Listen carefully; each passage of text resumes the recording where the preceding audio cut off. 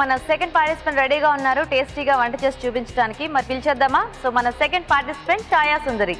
ఛాయా సుందరి గారు welcome.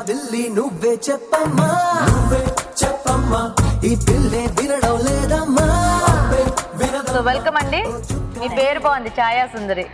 Thanks అండి. Okay, so first participant చూసారు కదా, చాలా ఫాస్ట్ గా అయిపోయింది వంట చక్కగా. మరి మీరు కూడా అంటే ఫాస్ట్ గా చేయాలని ఏం లేదు, టేస్టీగా చేయండి. ఏం వంట చేస్తారు? అరటి దోట పెసరపప్పు కర్రీ.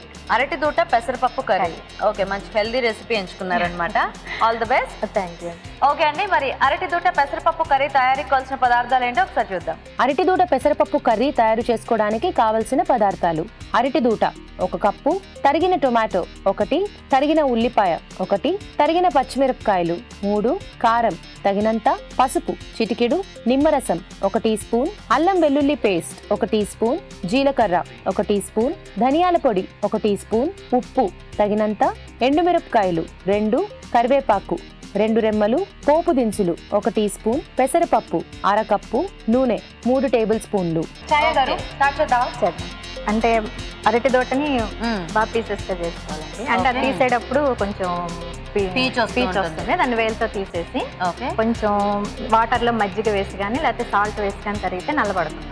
సో నల్లబడకుండా ఉంటుంది. ఇప్పుడు దాన్ని ఉడికించేసి నేను ఆల్రెడీ పెసరపప్పు వేసి ఉడికించేసి తెచ్చాను. సో అరటి దూటని శుభ్రంగా క్లీన్ చేసేసుకొని కట్ చేసేసి ముందు అరటి దూటని 2 సార్లు ఉడికించినాక తర్వాత పెసరపప్పు వేయాలి, లేకపోతే పెసరపప్పు పేస్ట్ బాగా పేస్ట్ అయిపోతుంది. ఫస్ట్ అరటి దూట ఉడికించుకొని అది సగం ఉడికిన తర్వాత పెసరపప్పు యాడ్ చేసి మజ్జిగలో కానీ సాల్ట్ వాటర్ లో కానీ తరగాలి, బ్లాక్ అవ్వకుండా తరిగేటప్పుడు దాంట్లో ఏమన్నా ఉప్పు వేసారా మీరు? వేయలేదు. ఏం లేదు. ఓకే ఓకే, ఫస్ట్ ఆయిల్ వేసుకోవాలి.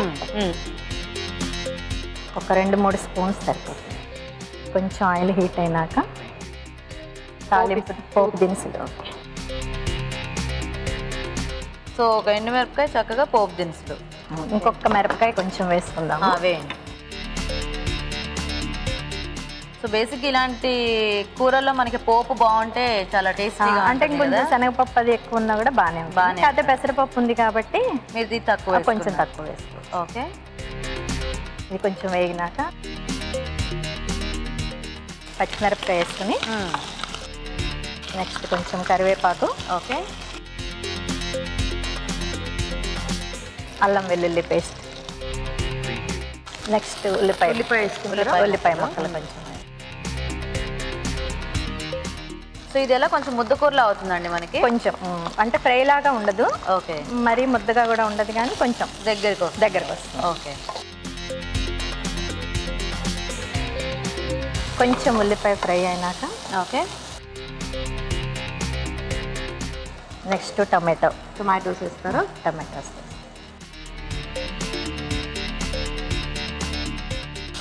మగ్గాలండి. ఒకసారి మూత పెడితే కొంచెం మగ్గుతుంది.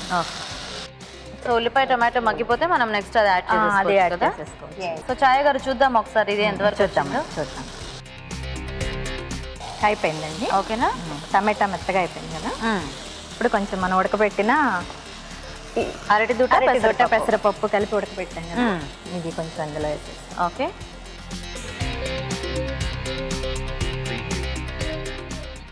కొంచెం సాల్ట్ యాడ్ చేసుకోండి.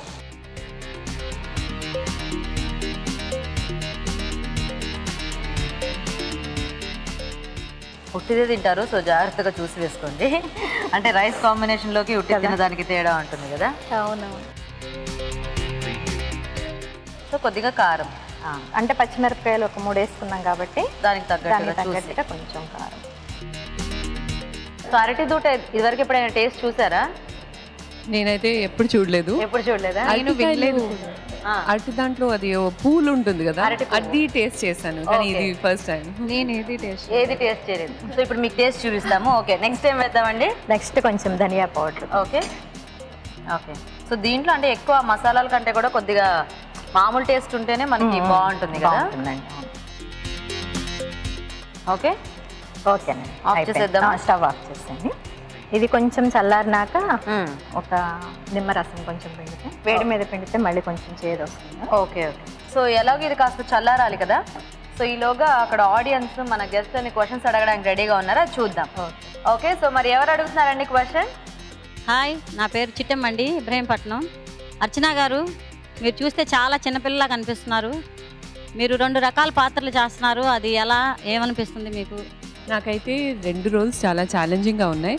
కానీ ఇంతకుముందు జనరేషన్ లీప్కి బిఫోర్ ఉన్న రోల్ ఏంటంటే అది ఇంకా ఎక్కువ చేయడానికి స్కోప్ ఉంది.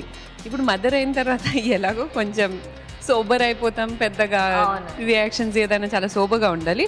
కాబట్టి నాకు ఇంతకుముందు చేసిన క్యారెక్టర్ అంటే జనరేషన్ లీప్కి బిఫోర్ చేసిన క్యారెక్టర్ గాయత్రి దేవి క్యారెక్టర్ చాలా ఇష్టం. ఓకే,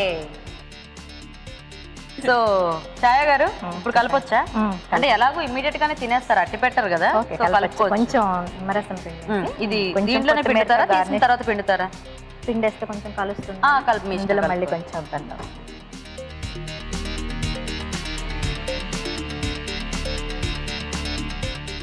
ఓకేనా, ఇది కూడా దీంతో కలిపి తీసేసాను.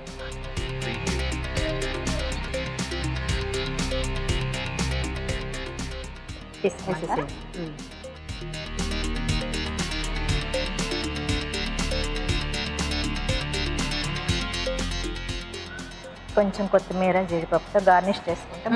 దాని మీద పెట్టేసి కొంచెం కొత్తిమీర, ఓకే, కొంచెం వేయించిన జీడిపప్పు. ఓకే, సో ఛాయ గారు బాగుందండి మీ కార్వింగ్. ఏనుగు చేశారా? ఇది 2012లో రాజుగారు చేశారండి. 2012లో చేశారా? ఓకే, బాగుంది రాజుగారు ఏనుగు. అయితే మరి తొండం ఎందుకు థర్మాకోల్ పెట్టి? లేదండి, అది యాక్చువల్ గా ముల్లంగా అలా అయిపోయింది, దొరకలేదు, డ్రై అయిపోయింది. అది న్యాచురల్ గానే వాడారు రాజుగారు. బాగుంది, white elephant. So dish ready, అలాగే మీరు చేసిన కార్వింగ్ కూడా రెడీగా ఉంది. ఓకే, సో మరి వేడివేడిగా అరటి దూటతో పెసరపప్పు కూర రెడీ అండి.